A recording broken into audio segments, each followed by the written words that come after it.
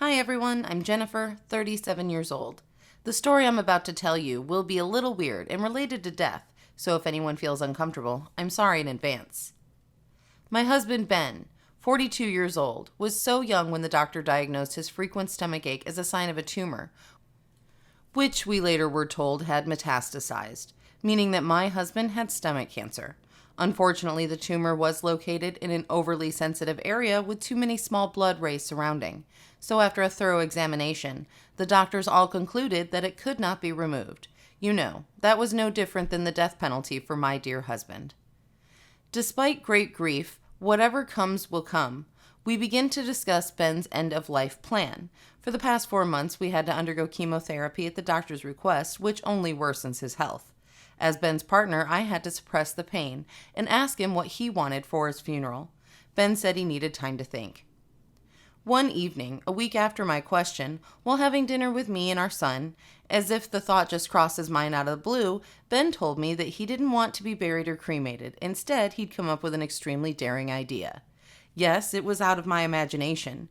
He turned to ask our son what he would think if after his father died, he could still see a part of his father in this house and knew that he was always watching him every day. Our little boy just laughed naively while I thought bitterly that death should not be the subject of dinner in front of our child. After dinner, when we were finally alone, Ben took my hand, seriously explaining the plan he mentioned earlier. Guys, you really need to imagine my nervousness and anxiety at the time. Ben emphasized that he wanted me to keep his skull, clean it, and place it solemnly on the mantelpiece in the sitting room, exactly where we were sitting. For the rest of his body, Ben wanted me to bring it to a place where they make gems for human bones and turn him into 2 big blue gems to put into the eye sockets of that skull. Ben's eyes flashed with excitement when he described how much it would like his own eyes helping him watch the whole family after death. And he wanted that skull to be passed down through our family generations. Can you imagine how stunned I was to hear those delirious words? Ben always had such an emotionless sense of humor, so when he said his odd request in the meal, I thought he was joking. Yet, seeing Ben's face now, I knew he was being serious, and I knew I had to intervene. I sat up straight, trying to tell Ben that the crazy idea would make me extremely uncomfortable. Our children certainly will not want to literally hold their parents' skulls in the house they still live in.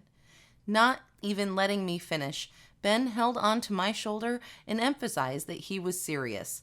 My God, he even asked me to do the same thing to my skull when I died so that we could be on the fireplace together. This is beyond my wildest imagination.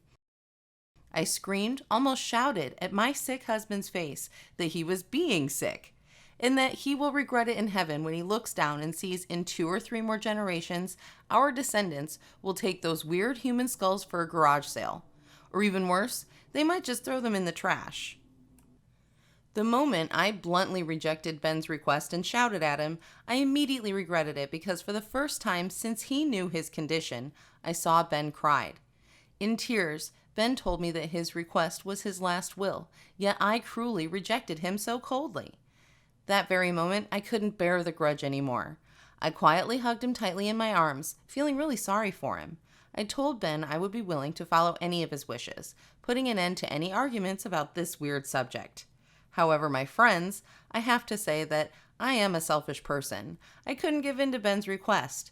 I love my husband earnestly, and just thinking about someone chopping off my husband to give me his bones and skull was enough to destroy me. Not to mention that for the rest of my life, I'll have to stare at that skull with blue, protruding eyes in my own living room. Ben's idea of that weird skull haunts me, even in my sleep. Now, when I'm sitting here telling you my story, my husband is still alive and receiving more treatments at the hospital. But I am hiding an unspeakable secret from him that I intended to organize a simple cremation after Ben's death and spread his ashes in a clear place, like on a hill or sea. But my heart is still too entangled because that intention of mine seems very sneaky and dishonest with my ill-fated husband.